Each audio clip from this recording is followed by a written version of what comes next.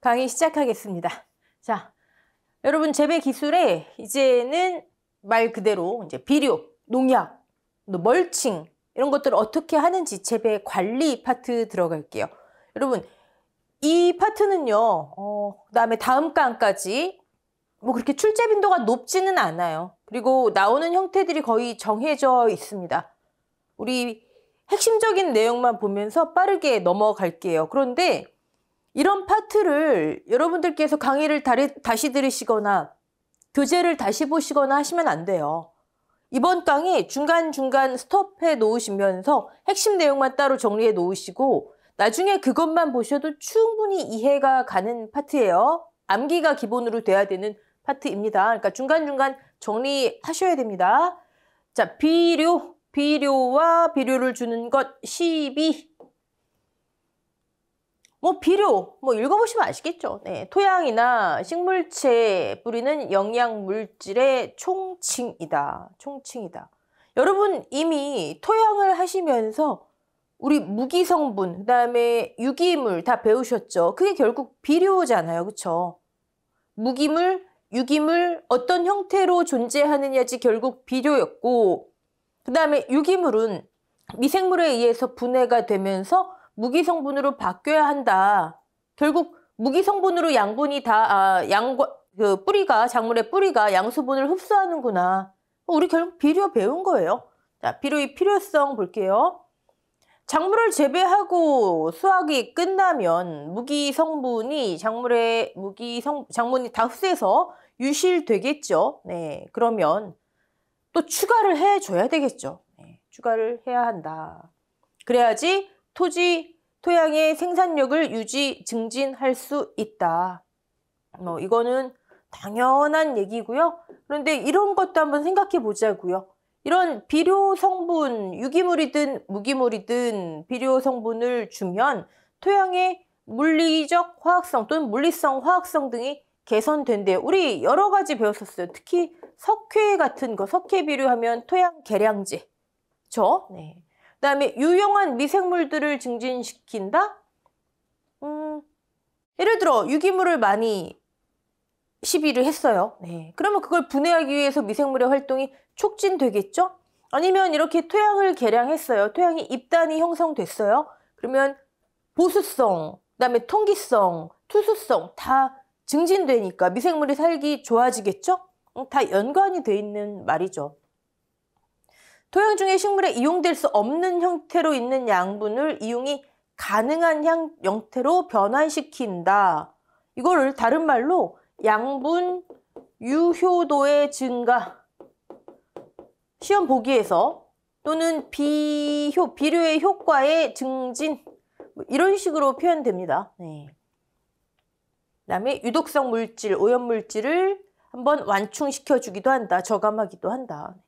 그냥 이건 정리할 것도 따로 없고요. 자, 비료. 주 성분에 따라서 우리 분류 한번 해볼게요. 비료의 세 가지 요소, 우리 NPK 했었죠? 무기 성분할 때. N, 질소비료. 그다음에 K. 이제 이 무기 원소들은 다 암기하셨죠? 네. 칼륨. 여기에 석회의 주성분인 칼슘까지 하면 비료의 4요소였어요. 그래서 제가 지난 시간에 저는 이걸 굉장히 좋아하지는 않는데 여러분 암기하실 때 N, P, K.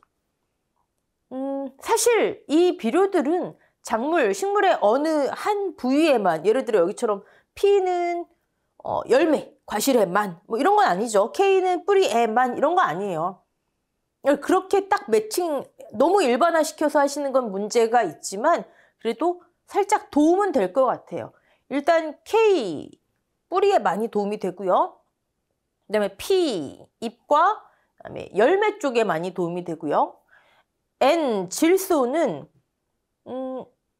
우리 지난 시간에 TRU를 했었죠. 작물의 내적 균형할 때. 그때 질소를 많이 시용하면 윗부분, 지상부의 발달이 더 증진된다. TR율이 상승된다. 이거 했었어요. 그렇죠? 그래서 제가 여기를 토양으로 보면은 N, 질소 비료는 주로 지상부, 근데 사실 여기 다 연결돼 있죠. 요 N 안에 있는 거잖아요. 그쵸? 질소는 전체에 다 영향을 미칩니다.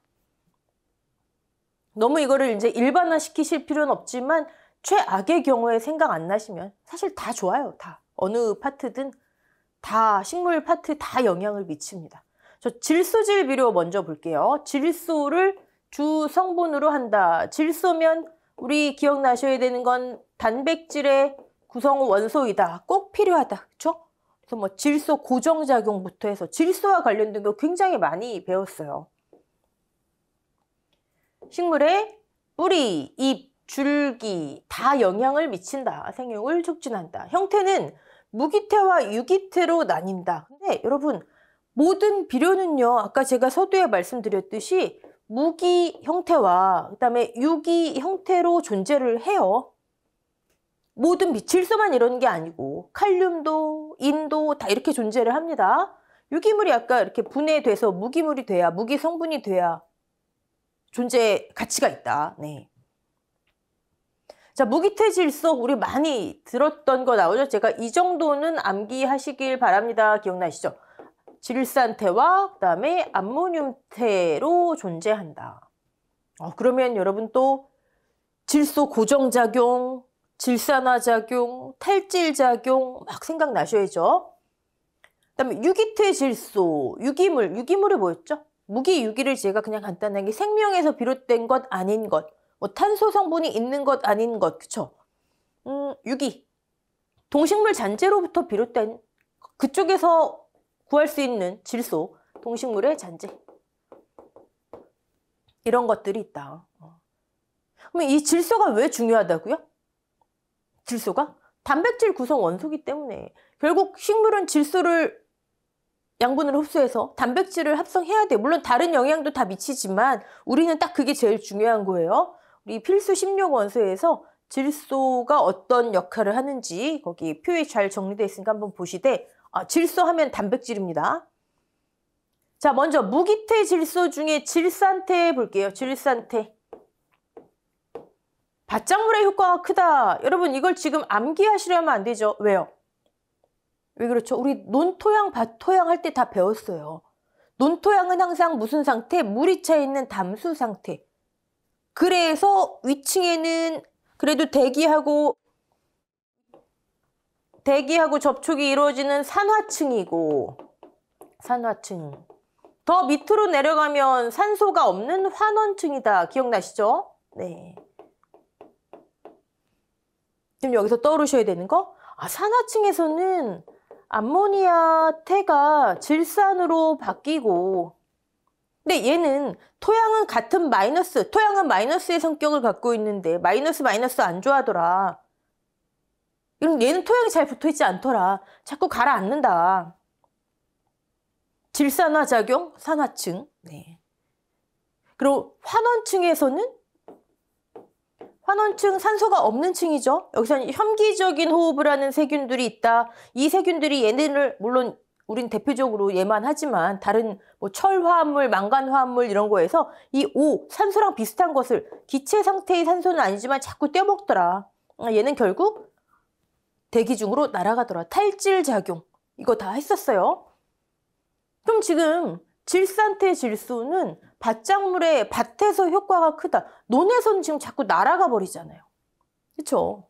질산태 질소는 밭작물의 효과가 크다. 논에선 탈질 일어나는구나. 산화층에선 질산화, 환원층에선 탈질이 일어나는구나. 토양 부착성이 낮대요. 네. 이런 거 반대로 나오면 토양은 마이너스 안 좋아한다. 그렇죠? 그래서 여러 번 나누어 시비하는 것이 좋다. 자, 이번엔 같은 무기태 중에서 암모늄태 해볼까요? 그럼 나와야죠. 암모늄태는 논토양의 효과가 크다. 논토양은 여기서 이렇게 바뀌는데 질산화 작용에 의해서 그다음에 내려가는데 왜 좋다 그러죠? 그래서 환원층에 직접 이 깊은 층에 직접 우리 심층12 배웠잖아요. 심층12 중요합니다 하면서 배웠잖아요. 암모늄태 질소를 깊은 데다가 직접 주면 여긴 혐기적인 세균들이 없어요. 우리 그냥 단순화시켜요. 그래서 얘는 O를 떼먹지만 얘는 O가 없잖아요. 탈질 작용이 안 일어나더라. 그래서 암모늄 태질소 논토양에 심층시비하더라. 네, 오케이. 그리고 얘는 플러스적인 성격이죠? 플러스잖아요. 죄송합니다. NH4 플러스잖아요. 플러스. 토양은 마이너스. 좋아하죠? 그래서 토양 부착성이 크다. 요거 질산태, 암모늄태 반대로 나오면 안 됩니다. 그래서 효과가 오래 지속된다. 알칼리성 토양에서는 휘발되어 유실하기 쉽다. 네. 그 다음에 장기간 사용하면 토양 산성화에 문제가 있다. 글쎄요. 제일 보기로 많이 나오는 건 이 위에 두 번째 거예요. 논토양에 밭토양에 부착성이 낮다, 부착성이 크다. 근데 장기간 사용하면 왜 토양 산성화에 문제가 있을까요? 장기간 사용하면. 네. 지금은 그냥 오로지 우리는 이 포인트는 암모늄태에 가 있는 거예요. 여러분, 질산화 적용을 우린 지금까지 이렇게 간단하게 표현했잖아요. 그렇죠? 이렇게 표현했어요. 얘가 이쪽으로 가는 거. 뭐 질산화 세균부터 여러 작용이 있지만 산소를 만나면 뭐 이런 것까지 말씀드렸어요. 지금 제가 질산화, 질산 세균에 의해서 근데 지금 산소를 만나면 그쵸? 얘가 산소를 만나면요. 산소 2개를 만나면 그러니까 이 사이의 과정을 지금 잠깐 말씀드리는 거예요. 그러면 물도 생기고요. 그다음에 질산태로도 생기고 그다음에 이런 수소이온도 발생을 시켜요. 물 하나, 질산태, 수소이온 2개. 맞네요. 수소이온 2개. 맞아요. 이런 수소이온도 발생을 시켜요. 우리가 단순하게 생각했던 그동안에 봐왔던 암모늄태에서 질산태로 가는 질산화 작용이 질산화 세균도 있지만 논토양 산화층, 산소를 만나면 질산으로 바뀐다 그랬잖아요. 산소 2개를 만나면 물, 그 다음에 우리가 봤던 질산, 그리고 이런 수소이온을 발생을 시켜요. 수소이온, 수소이온. 좋은 거예요, 나쁜 거예요? 나쁜 거예요. 얘가 많아지면 토양이 산성화되는 거예요. 그래서 그렇구나. 토양 산성화에 문제가 있다. 네. 근데 여기서 또 한 번쯤 생각해 보셔야 되는 게 양이온 치환 능력이죠. 여러분 헷갈리시면 안 돼요. 토양은 음의 성격이 있다. 그래서 이렇게 플러스 되는 양의 성격을 가진 수소이온을 붙들어 놓는다. 양이온 치환 능력 할 때 설명드린 거니까 헷갈리시는 분 한번 찾아보시고 그래서 토양이 이쪽에 있으면 양이온 치환 능력이 크면 얘를 자꾸 붙들어 두니까 적어도 중성까지는 pH를 끌어올린다. 산성으로 갈수록 왼쪽으로 갈수록 얘가 많은 거잖아요. 근데 양이온 치환 능력이 높은 토양은 얘를 붙들어 둔대요. 그러니까 얘가 점점 감소돼서 적어도 중성까지는 온다. 알칼리성까지는 아니에요. 완전히. 그래서 토양을 개량한다. 양이온 치환 능력이 높은 토양은. 그 높은 토양은 뭐였죠? 유기물이 많은 토양, 점토질, 즉 식토 토양. 그쵸? 그건 양이온 치환 능력이 높은 토양을 중심으로 본 거고요. 토양 산성을 개량시킨다. 지금 그냥 암모늄 태질소를 오래 사용하면 산성화가 된다. 지금 포인트가 보는 시각이 다른 거예요. 네. 오케이. 지금 여러분이 가장 정리해 두셔야 되는 건 얘입니다. 근데 얘를 단순히 암기 말고 이런 우리가 지금까지 배웠던 백그라운드 내용으로 한번 본 거예요. 자, 유기태 질소, 동식물 잔재에서 나온 질소죠. 근데 얘는 동식물의 잔재, 형태가 일단 단백질이에요. 분해돼야 돼요. 분해돼서 우리가 위에서 본 무기물, 질산태, 그다음에 암모니아태로 바뀌어야 식물이 흡수할 수가 있는 거예요. 뿌리를 통해 흡수할 수가 있다. 그러니까 분해의 시간이 오래 걸리겠죠. 분해해야 되니까.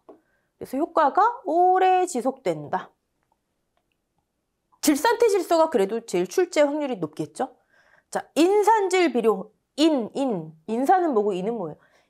인 성분을 무기 원소 중에 인을 비료로 만들기 위해서 만들어낸 성분이 인산이다. 여기도 똑같아요. 칼륨질 비료 중에 우리 왜 가리 뭐 이런 거 많이 쓰잖아요. 가리라고 많이 표현 쓰시죠. 칼륨, 무기 원소 칼륨을 비료로 만들기 위해서 만들어낸 성분이다라고 보시면 됩니다. 네. 인산질 비료, 아까처럼 꼭 이 NPK에서 열매만 좋다라고는 보지 마시고 다 좋아요. 다 좋은데 뭐 줄기, 뿌리, 뭐 열매 다 좋습니다. 한번 읽어보시면 되고요. 칼륨질 비료. 칼륨을 주 성분으로 하는 비료이다. 근체류의 뿌리를 튼튼히 한다. 근데 열매도 다 튼튼히 하죠. 마찬가지로 다 유기물, 무기물의 형태로 존재를 합니다. 유기태, 무기태. 자, 그리고 석회질, 질소하고 석회질 비료 보자고요. 석회. 석회는 여기 보시면 칼슘을 주 원료로 하죠. 나머지 하나의 성분을 또 얘기하자 그러면 마그네슘이에요. 석회는요, 일단 첫 번째. 자, 산성, 중성, 염기성, 즉 알칼리성 있을 때 어떤 성분이다? 알칼리성 비료예요. 알칼리성 비료. 칼슘, 마그네슘. 그래서 제가 염, 나, 칼, 마 이거 암기하세요. 기억나시죠? 적어도 이 정도는 염기구나. 나트륨, 칼슘, 칼륨, 마그네슘은 염기성이에요. 알칼리성이에요. 더 큰 표현이 염기성이구나. 자, 그러면 염기성이에요. 산성토양이 얘를 끌어다 쓰면 토양이 개량되겠죠. 산성토양의 pH가 올라갈 거 아니에요. 그쵸? 네. 염나, 칼칼마, 알칼리성 비료. 그럼 당연히 토양 물리화학적 성질을 개선한다. 토양 개량제다. 석회비료, 토양 개량제. 그냥 토양 개량제다 막 암기하지 마시고 여기를 끌어다 쓰면 토양이 산성토양이 개량되지. 염기성이 다 같이 매칭시켜서 해두시라고요. 토양이 개량되면 다 좋아지겠죠. 뭐. 근데 또 하나 우리 볼 것. 지금 하나는 염기성이니까 토양 개량제 또 하나. 그렇죠. 여기에 있는 이 칼슘 이온이 뭘 한다? 미생물이 분해할 때 우리 유기물 분해할 때 본드 역할이 되는 물질을 내뱉는다 그랬죠. 근데 얘는 석회는 이 자체가 칼슘 성분 자체가 토양 입자를 결합시키는 역할을 해요. 똑같은 본드 역할이다. 입단을 형성시킨다. 입단. 자, 입단을 형성하는 데 도움이 되고 산성 토양을 개량하고 그럼 미생물이 잘 살겠고 미생물이 활발하게 움직이면 유기물 분해도 잘 되겠고 입단은 미생물을 분해할 때 내뱉는 물질에 의해서 더 형성이 촉진되겠고 그럼 결국 양분 유효도가 증진되겠고 양분 유효도가 증진된다? 작물이 뿌리를 통해서 흡수되는 양수분이 더 많아지고 토양의 성질이 개선되니까 뿌리가 호흡도 더 잘하겠고 여러분 뿌리 앞으로 계속 나옵니다. 이제 각종 재해가 나오기 때문에 뿌리는 호흡 똑같아요. 산소를 들이마시고 이산화탄소 내뱉고 또 하나 양수분의 흡수 뿌리의 역할 계속 선순환된다. 그래서 석회비료 중요합니다. 토양 개량의 역할 칼슘 이온이 토양 입자를 결합해서 입단 구조의 형성 그러면 결과적으로 미생물의 도움 미생물을 유기물 분해되니까 내뱉는 물질로 더 입단 형성 계속 선순환 뿌리가 호흡도 잘 되고 양수분도 더 잘 흡수하고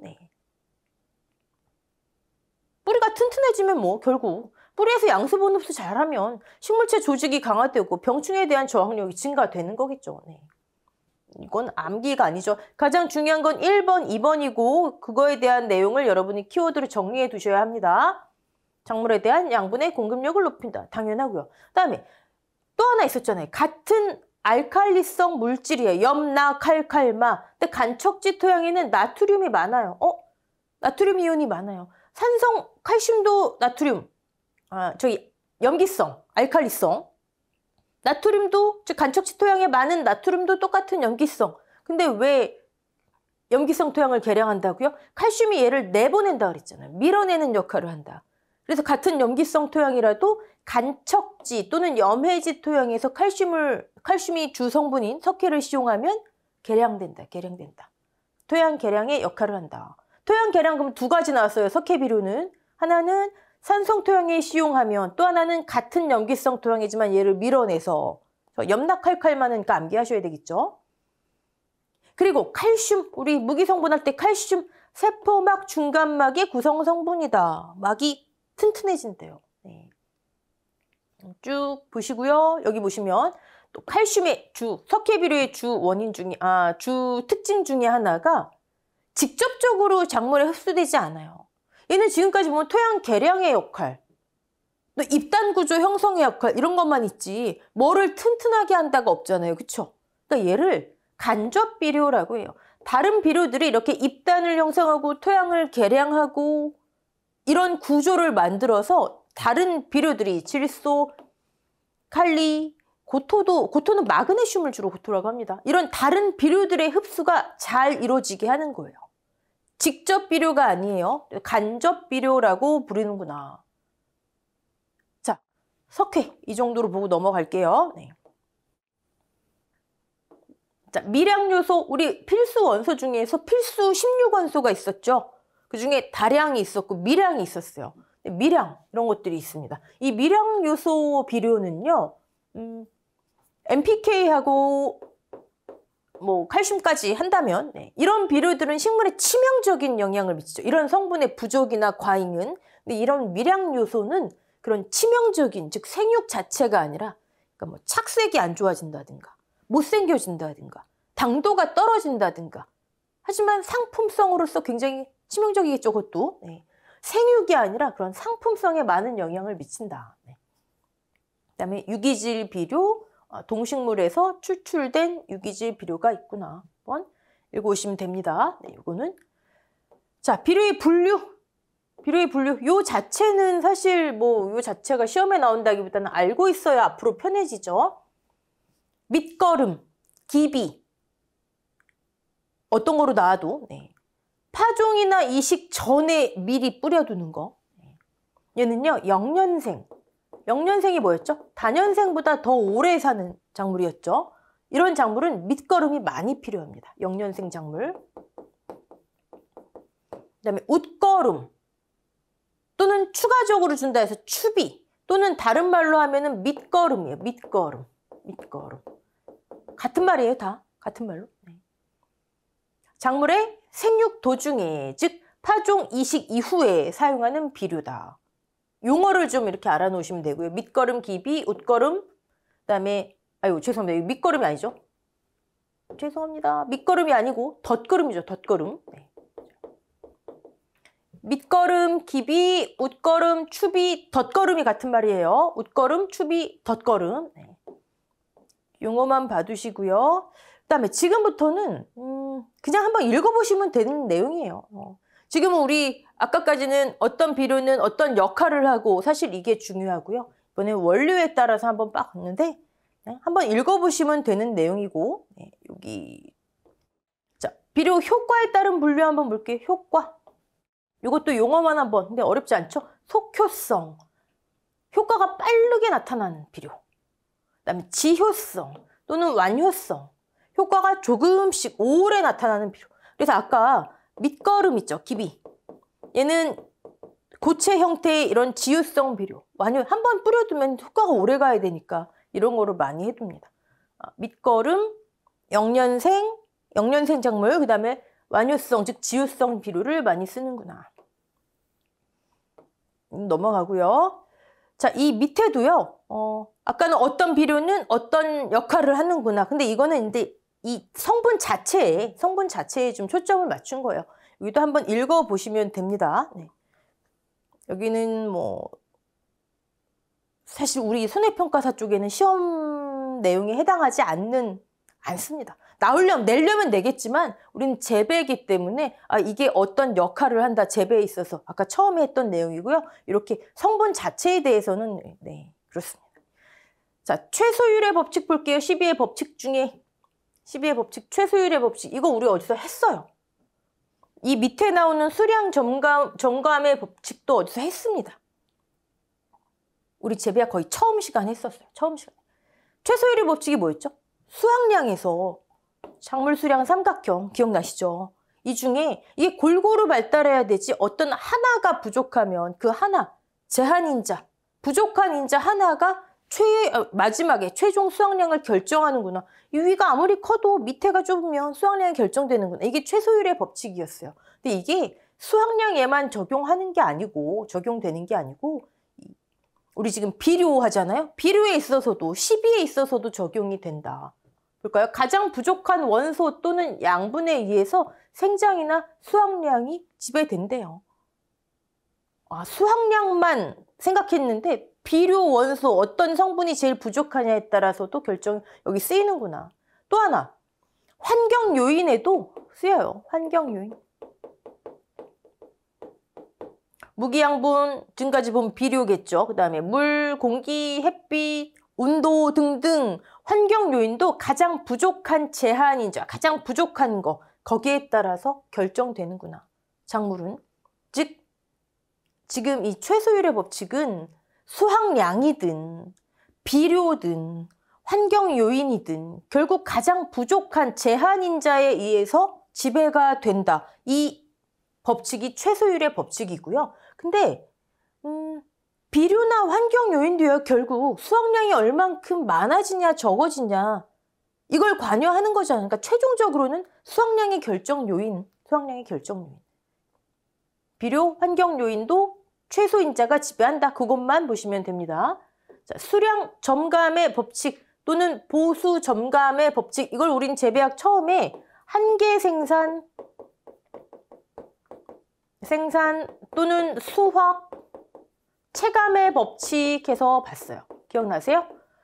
일정 규모의 토지에 노동력을 하나 투입하면 생산량이 하나 올라가고 둘 투입하면 둘 올라가고 이렇게 가다가 어느 시점이 되면 더 이상 증가하지 않는다. 기억나시죠? 그거예요, 그거. 그런데 한계 생산 또는 수확 체감의 법칙은 사실 우리는 재배학에서 그래서 일정 규모의 토지에 했지만 경제학에서 가장 경제학의 대표적인 이론 중에 하나예요. 제한된 어떤 환경에서 투입되는 게 생산성으로 다 바로 연결되진 않는다. 어느 순간이 되면 이렇게 된다. 사실 곡선이 이렇게 되겠죠? 이렇게 되겠죠? 이렇게. 이걸 시그모이드 곡선에서 세상에서 가장 중요한 S라인이라 하잖아요. 기억 안 하셔도 되고요. 네. 경제학적으로 또는 재배도 좀 더 큰 관점으로 보면 한계 생산 체감의 법칙, 수확 체감의 법칙. 근데 그걸 조금 작은 범위로 보면 수량 점감의 법칙, 같은 말로 보수 점감의 법칙이 되는 거예요. 근데 어떤 데서는 이걸 같은 용어로 쓰이기도 합니다. 하지만 이게 조금 더 큰 범위다 생각하시면 돼요. 수량 점감의 법칙, 다른 양분이 충분히 있을 경우 아까 위에서 제한인자, 가장 부족한 인자, 제한인자를 점차 올려주면 수확량이 증가하지만 최고점에 이르르면 그 다음부터는 증가하지 않고 오히려 감소한다. 어떤 데는 감소한다. 그래서 이런 라인이다 하기도 하고요. 어떤 데는 증가하지 않는다로 끝나기도 하고요. 이건 학자마다 약간 이론이 다르기 때문에 우리는 계속 비례하지는 않는구나. 그 정도만 보시면 됩니다. 근데 보수 점감의 법칙, 왜 보수라고 쓰냐면 비료를 투입하는 수량만큼, 비료를 투입하는 양만큼 생산량, 수확량도 증가해야 되잖아요. 그게 비료에 대한 보수다, 보수다. 비료 공급의 관점에서는 보수 점감의 법칙이라 한다. 투입되는 비료에서 생산량이 얼만큼 보수. 네. 적정 시비량은 무조건 최대의 양을 수확하는 것보다 적정 비료의 시비량은 최대의 보수? 투입한 양분 대비 최대. 투입한 양분 대비 최대의 보수를 이룩하는 시비량이다. 최소율의 법칙과 수량 점감의 법칙 의미만 아시면 됩니다. 재배학 큰 관점, 작은 관점에서도 다 이용되는 법칙이구나. 자, 시비량 볼게요. 시비량. 일정한 면적에 시비하는 양을 의미한다. 우린 그냥 시비량 비료의 양, 그쵸? 그런데 이걸 계산하는 게 있어요. 사실 이 계산 문제까지 나올까 싶은데 일단 한번 보자고요. 네. 간단하니까 보는 거예요. 이게 중요하다는 게 아니고. 자, 작물이 흡수하는 양분의 양은 생육량이 증가할수록 증가하고 당연히 클수록 생육량이 비료 양도 많이 필요하겠죠. 네. 요구되는 양분의 양에서 천연 공급량을 뺀 것이 비료로부터 흡수되어야 하는 양이래요. 예를 들어 질소비료가 어떤 작물 이 시기에 10kg이 요구된대요. 질소비료가. 근데 천연에서 공급되는 양, 물론 이거 요구량, 천연 공급량 계산 방법이 다 있겠죠. 하지만 우리 거기까지 갈 필요 없어요. 천연에서 공급량을 되는 양을 계산해 봤더니 3kg이래요. 그러면 7kg이 비료로부터 흡수되어야 하는 양이다. 그쵸? 자, 이거 잘 보세요. 비료로부터 흡수되어야 하는 양이다. 만약에 작물이 흡수율이 100%라면 그냥 7kg을 12하면 돼요. 그쵸? 근데 작물은 흡수율이 다 달라요. 보통 성분에 따라서도 다르고 질소비료 같은 경우는 많이 흡수돼봐야 5, 60%예요. 자, 그럼 일단 흡수율 계산하는 게 또 있겠죠. 네. 흡수율까지 알아야 이 7kg를 다 주는 게 이게 적정 시비량인지. 즉 이 작물의 흡수량에 따라서 7kg보다 많을 수도 작아질 수도 있다. 그 얘기예요. 흡수율에 따라서. 네. 여기 공급 계산 방법이 나왔네요. 계산 방법. 여러분 또 계산하는 거 나오면 막 포인트 맞추시잖아요. 우리한테는 중요하지 않아요. 혹시나 간단하니까 나오면 우리한테 이 요구량, 그다음에 천연 공급량, 흡수율 계산하는 거 안 나옵니다. 흡수량이 만약에 10kg이다. 그리고 사실 흡수율 같은 건 다 정해져 있죠. 정해져 있는 거 그냥 암기하시는 건데 아까 천연 공급량이 3kg이다. 자, 그럼 7kg이에요. 그쵸? 근데 어떤 작물의 흡수량, 이 성분의 비료 흡수율이 만약에 40%다. 그러면 여러분 이 7kg에 0.4를 곱해야 될까요? 아니면 나눠야 될까요? 우리 2차에서 많이 했잖아요. 곱하기를 해버리면 7kg 중에서 요만큼만 흡수하는 거잖아요. 근데 우리가 지금 이걸 계산해서 비료를 주는 양을 해야 된다니까. 12량. 비료 공급량. 나눠야죠. 흡수율로 나눠야 요만큼밖에 흡수를 못하니까 내가 이만큼을 줘야 되는구나. 나누기. 네. 어렵지 않으니까 하는 거예요. 네. 비료 성분량 마이너스 천연 공급량 나누기 흡수율. 100% 흡수를 안 하니까 더 줘야 된다는 얘기죠. 자, 그게 12량 계산법이에요. 네. 그 정도만 보시면 되고 아주 가끔 공무원 시험 문제나 뭐 각종 재배학 관련 뭐 기사 시험들 많잖아요. 그런 거 문제 풀어보시다가 12량 계산하는 거 이렇게 질문하시는 분들이 계세요. 근데 저런 것도 있고요. 우리 일반적으로 시험에 나오는 형태의 또 다른 형태는 우리 비료 포대 보면 20kg 포대 기준으로 뭐 질소가 얼마, 인이 얼마, 칼륨이 얼마 다 숫자가 적혀져 있거든요. 그거 비례로 푸는 게 많아요. 그러니까 여러분들은 우리한테는 그게 비료 계산하는 건 우리 법이 바뀌다. 이 정도만 알면 된다 하시고 더 깊은 비료 계산법은 여러분 보실 필요 없습니다. 그런 게 문제 나오면 그냥 틀리라고 내는 문제예요. 손해평가사에서는. 늘 말씀드리지만 우리는 1차 패스가 목적입니다. 자, 시비 방법. 전면 시비. 경운하기 전에 또는 정지 작업, 땅을 고른 이후에 토양 전면에 비료를 고르게. 용어만 아시면 되겠죠. 네. 토양 전면에 고르게. 경운하기 전에. 노력도 적게 들고. 하지만 단점. 비료 유실되기 쉽겠죠. 자, 표층 시비. 정지 이후에 표면, 표층에, 그쵸? 특히 질소 비료를 시비하는 것. 왜요? 질소 비료. 여기 K. 좋지 않은 거지만 또 계속 쓰네요. TR율도 나와서 제가 계속 쓰는 거예요. 질소 비료, 윗부분에 그렇게 인식하세요. 그 다음에 심층 시비. 얘는 좀 보셔야 되겠죠? 네. 작토 하부에 시비하는 방법이다. 원하는 깊이에 어느 정도의 논토양의 경우에 환원층이 어느 정도다. 깊이 정확한 양의 비료 내가 원하는 성분 암모니아테 그쵸? 이런 식으로 연상을 하세요. 계속 원하는 깊이에 정확한 양의 비료를 강제로 투입할 심층 내가 원하니까 강제로 투입하는 거잖아요. 자연스럽게 스며들게 하는 게 아니라 그런 방법과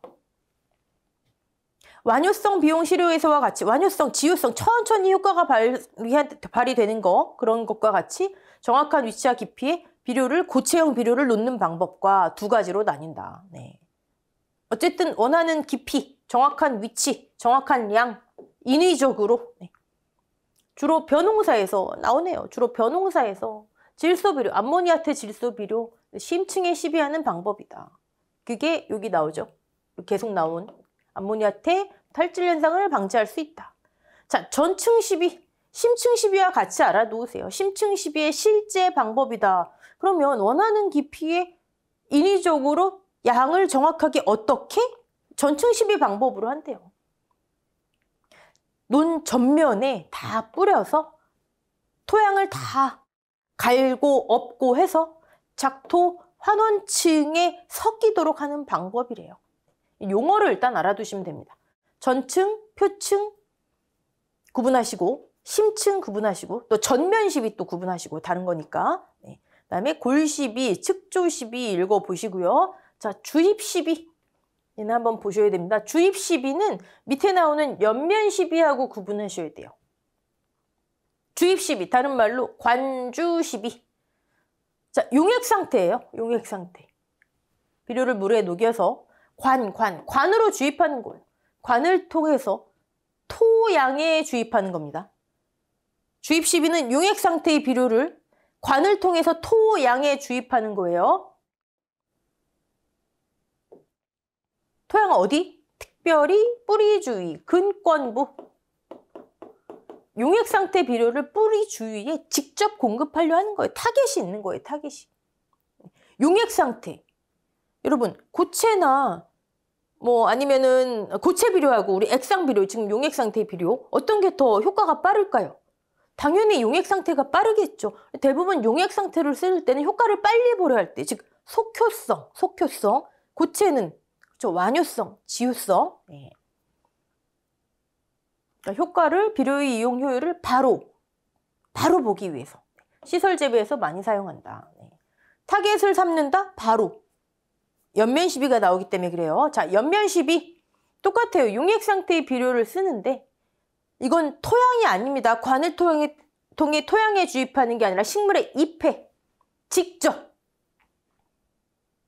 타겟 삼아서 원하는 성분을 빨리 효과를 보기 위해서. 자, 구분. 둘 다 타겟 삼아서 원하는 성분을 빨리 효과, 속효를 보기 위해서 용액 상태를 쓰는데 하나는 토양, 관을 통해서 근권부에, 하나는 잎에. 네. 자, 옆면 시비 중요합니다. 옆면 시비 얘는 별 4개. 이번 강 중에서 가장 출제가 많이 되는 건 옆면 시비예요. 물론 이제 앞에 한 질소 비료의 효과 같은 경우는 앞에 내용하고 다 연관이 되기 때문에 꼭 비료 쪽에서 출제된다라고 말씀드리기는 어렵지만 비료만 내용을 한정해서 본다면 옆면 시비 중요합니다. 자, 작물은 뿌리를 통해서 흡수하죠. 뿌리 호흡과 양수분의 흡수 두 가지 중요한 기능 말씀드렸어요. 근데 옆면을 통해서도, 잎을 통해서도 양분을 흡수할 수 있대요. 왜요? 잎에는 뭐가 있죠? 기공이 있잖아요. 기공. 필요할 경우 비료를 용액 상태로 잎에, 잎이 제일 중요한 겁니다. 자, 토양 시비와의 비료, 그럼 땅에다 비료를 줄 때하고 어떤 차이가 있을까? 제가 용액 상태 속효성, 그렇죠? 흡수가 쉽고 빠르다. 또 타깃이 정확한 거예요. 아, 뭐가 부족하구나. 내가 원하는 성분, 그리고 원하는 양만큼 경제적이다. 원하는 성분, 원하는 양만큼 경제적이다. 과잉으로 인한 독성 피해를 방지할 수 있다.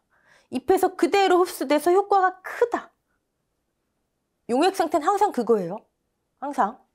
타깃이 정확하다. 원하는 양, 원하는 성분, 효과 빠르게 그걸 관주로 하느냐, 잎에다 하느냐. 네. 하지만 토양 시비를 모두 대체할 수는 없다. 토양 시비가 기본이 되고 아까 같은 효과가 필요할 때 관주든 옆면이든 하는 거죠. 네. 자, 살포액. 여러분 식물이 제일 좋아하는 건 뭐라고요? 토성은 사양토에서 양토를 기준으로 식양토. 그렇죠? 약산성에서 중성, 반응으로는 약산성에서 중성까지 가장 흡수가 잘 된다. 잎에 잘 부착되도록 전착액을 사용하기도 한다예요, 여러분. 또 이런 거 하면은 아니지, 또 괜히 또 자연스러운 게 좋은 거지 아니고 전착액 잘 부착되도록 사용하기도 한답니다. 네. 자, 어디에다 하는지 볼까요? 기공. 잎 뒷면에 기공이 많으니까 거기가 잘 흡수된대요. 여러분 잎이 기공을 통해서 흡수하는 거예요. 네. 잎 뒷면 기공. 자, 농도가 높으면 당연히 효과 좋겠죠. 하지만 우리 실제 옆면 시비할 때 농도를 잘 지키라고 얘기하거든요. 당연히 높으면 효과는 좋지만 지나친 고농도는 잎이 탈 수 있다. 농도를 잘 지켜야 한다. 농도는 높으면 좋고, 지금 다 정리하고 계시죠? 고농도면은 타고, 그다음에 잎 뒷면에 기공, 그다음에 전차객, 오케이. 이런 식으로 키워드만 하세요. 연면 시비 하시면. 용액 상태, 당연하죠.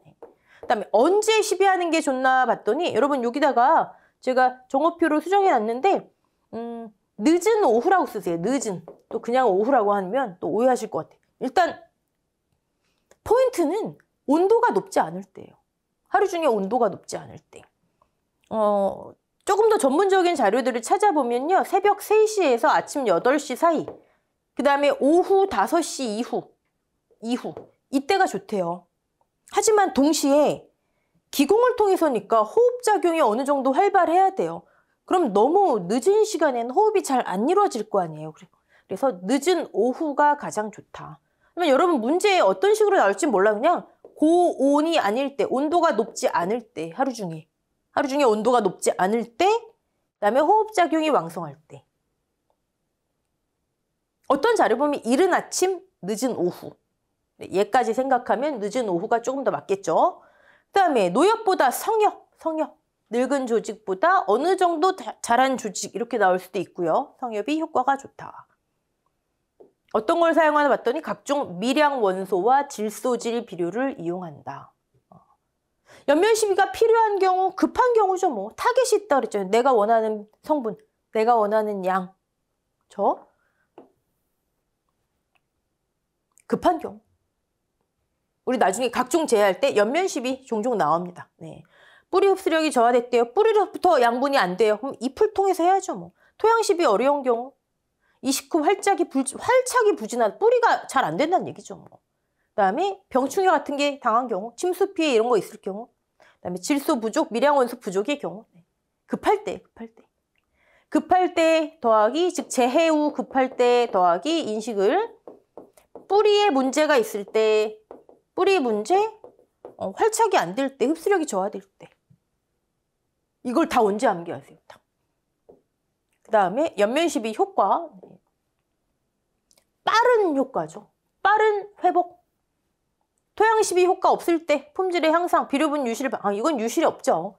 타겟을 정해서 바로 원하는 양만큼 원하는 성분을 하는 거니까. 그다음에 노력의 절약. 중요합니다. 자, 연면 시비 이번 강에서 제일 중요한 거예요. 일단 온도가 높지 않을 때, 첫 번째. 하루 중에 온도 높지 않을 때, 즉 이른 아침이나 늦은 오후.